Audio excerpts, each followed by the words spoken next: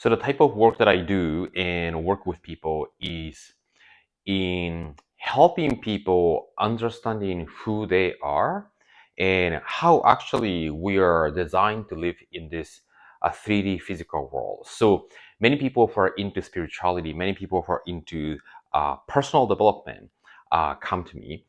And one of the things that I think take all the spirituality and personal development to the next level is the merge of the two. How can we live our life aligning with that spiritual essence and to express fully in this physical plane? Sometimes I have seen a tendency that the more spiritual you are, the more you sort of want to disconnect and disassociate from this technologically advanced 3D physical world.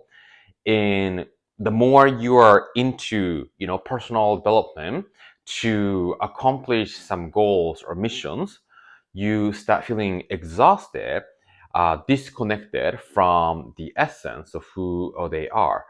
And I think I sort of merged the two, where how can we begin living fully from the spiritual place and then to do the things in this physical world that the way we can fulfill our desire. So what comes in to merge the two is to understand the universal laws. So what I'm going to do this week is to share different universal laws that I feel relevant for people to understand at the deeper level. And today is the day one of that. And the first universal law that I want to introduce to you is called perpetual transmutation of energy. So if you are drawn to this YouTube channel, you might be aware of this thing called law of attraction. Yeah, universal law of attraction is a secondary law that comes an extension of a universal law of vibration. So our molecules are vibrating high speed, and depending on the energetic resonance that the molecular level, the vibration is vibrating at, we become the cause of attracting from the outside. So you attract something that you're resonating at the subconscious level.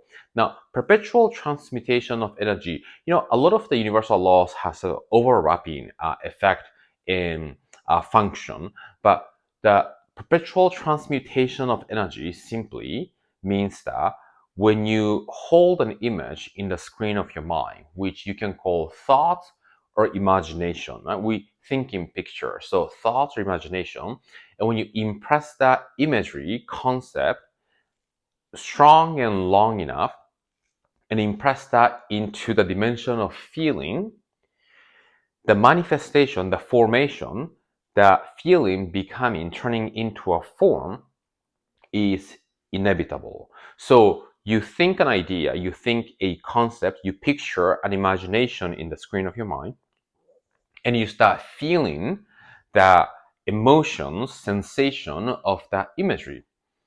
And then when you stay long enough in that feeling, the appearance of the thing that you are feeling will be manifested in your circumstance, in your situation, in your surrounding. So it's what's the difference between the perpetual transmutation of energy and law of attraction? Uh, it's the same, but the perpetual transmutation of energy is more around explaining the process from your thoughts to feeling into form. Yeah, thought into feeling into form. Another way of explaining that is the concept in the mind, your conscious mind, impressed into a subconscious vibration, and the subconscious vibration, how the vibration, the vibratory extents is resonating, is gonna be the cause of the attractive force that will be delivered towards you. Yep, I'm saying the same thing and explaining from a different angle. So many people kind of know the law of attraction, and I think what I want to explain in this video, focusing on that law of perpetual transmutation of energy, is to begin addressing things that people think that they know but not fully understanding, or sort of know halfway and something is missing. Because There are a lot of people who, head heavy and have all the information, but not doing it, or to not to fully be grasping that idea, or they know what they're supposed to be doing, but they're not doing. Yeah, the habitual state kicks in. So let me share a different perspective on what I observe and see in the world, people doing or not doing, that hopefully this video will address that so you can begin focusing on the things that might be missing. Yep. So the universal law of attraction and the conscious manifestation. Why do we say conscious manifestation? Because we are manifesting all the time. You cannot be not manifesting, because the outside world is a direct mirror effect of your inside vibration. Your vibration is a subconscious feeling. Yeah.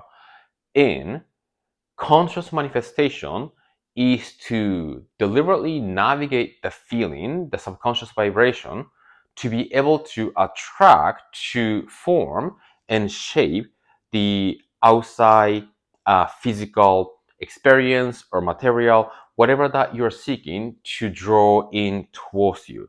So consciously manifesting what you desire is called conscious manifestation. You can call it personal creation, because personal means that your individual mind focuses on something, and then that feeling of that focus will be born in your body, and then you attract it. It's a personal creation, right? Now, the process works this way, right? You start identifying what is it that's not working in your life. So something that you don't want, we call this contrast, right? Now, contrast causes us to become aware of what we want.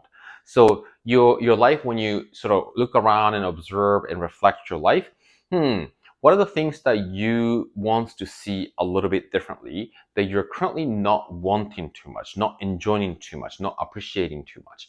You identify those first. Then the next step, the second step, is to focus on the opposite, identifying the opposite, right? What you want is 100% of the time the opposite of what you don't want. So then you identify, okay, I don't want this. Therefore, what I want is this and this and this and this. Yeah. Now, that's step 2, right? Now, step 3 is, once you identify what is it that you do want, you want to let go of your wanting. Means that you want to stop wanting it. Why? Because if your conscious mind is saying that I want this, it means that you're feeling that you don't have one. Yeah. So wanting something, which is inevitable to go through this process in the manifestation journey, because what you want is always what you do not have. If you already have one or experiencing one, you wouldn't want it, right? So there is some sort of lack in your life that you want to see a little bit differently or more of. Yeah. And once you identify some of the things that you want in your life, then we want to stop wanting it. How do we do that, right? Many people are kind of stuck there, right? Okay, I don't want this. I mean, many people are stuck in all areas, right? Many people are, first of all, stuck in not wanting energy, right? Now, people have heard of, manifestation, law of attraction, maybe perpetual transmutation of energy is a little bit different way of explaining. And then maybe they read a book, they listen to YouTube videos like this, and they start focusing on the wanting stuff.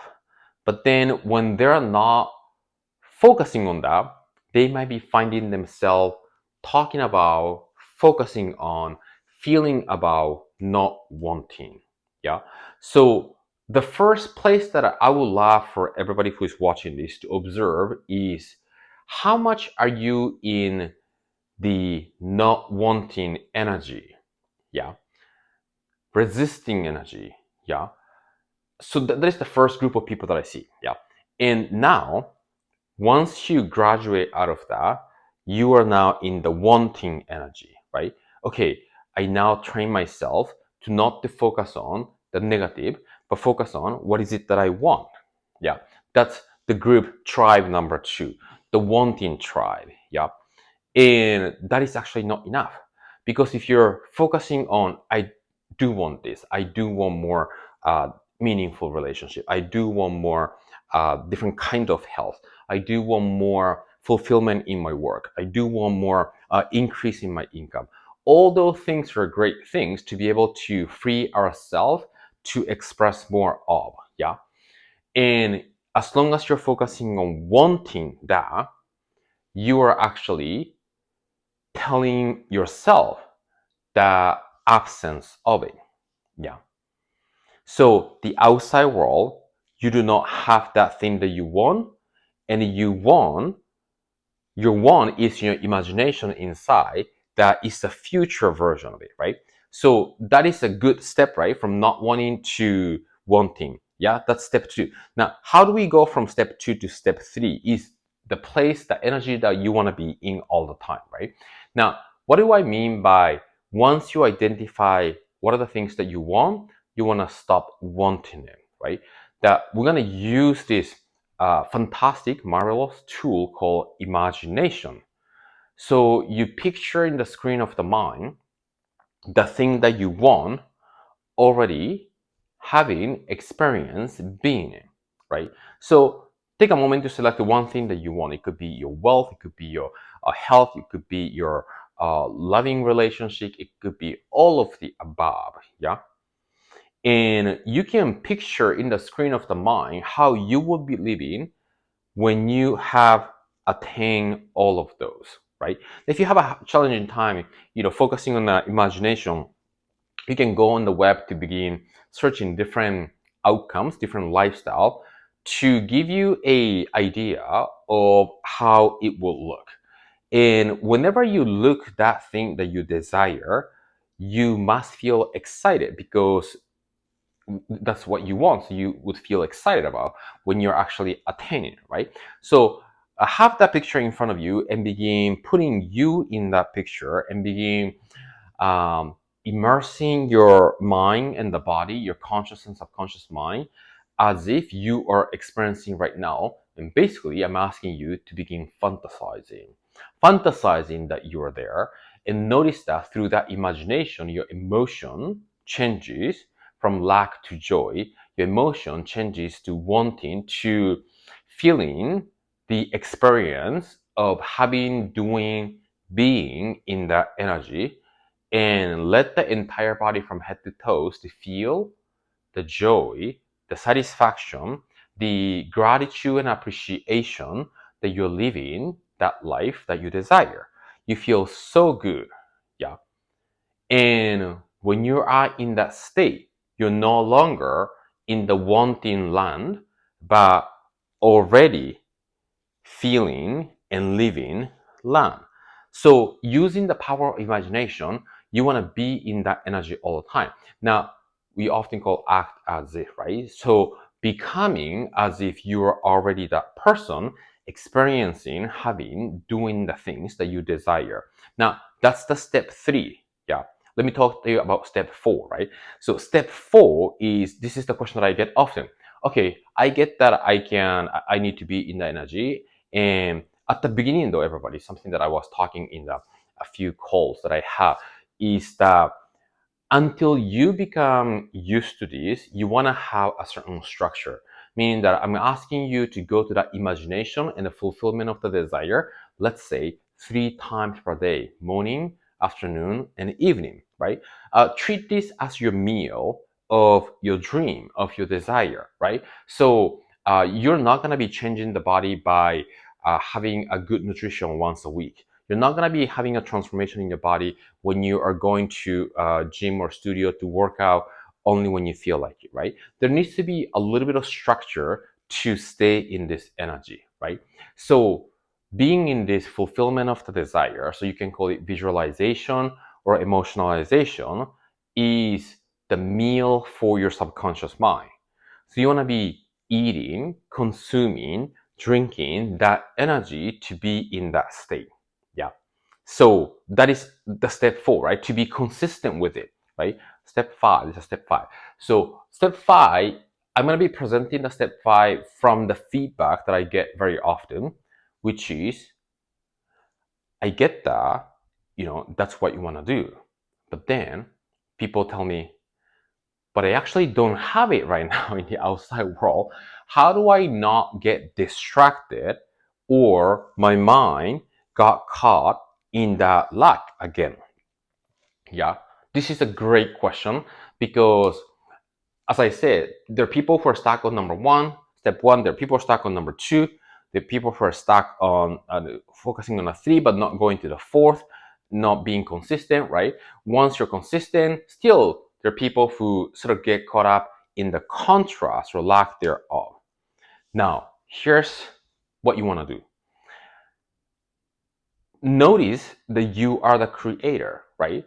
To have a firm belief that whatever that you put in your mind and the subconscious mind, it's going to manifest, right? There needs to be that conviction of the power that you have, first of all.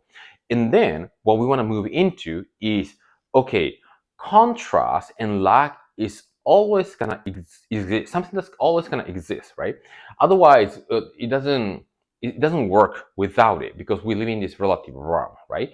So there's gonna be pain and pleasure, darkness and light, all those things, right? So lack is gonna cause us to identify what we want. But every single time when you see the lack, the absence of the thing that you desire, you want to use that information to not the information to absorb you, but for that feedback to dive deeper into the energy of fulfillment. Yeah. So you might not be seeing still in the outside, but if you don't, or the moment you notice that I don't see that just yet, you use that moment. Oh, then I gotta go inside again to go to that feeling of the fulfillment of my desire. Yes. And then see what happens. And then you want to be also understanding that there is a gestation period where only because you don't see in the outside, it doesn't mean that the initiation of the manifestation hasn't yet started, right?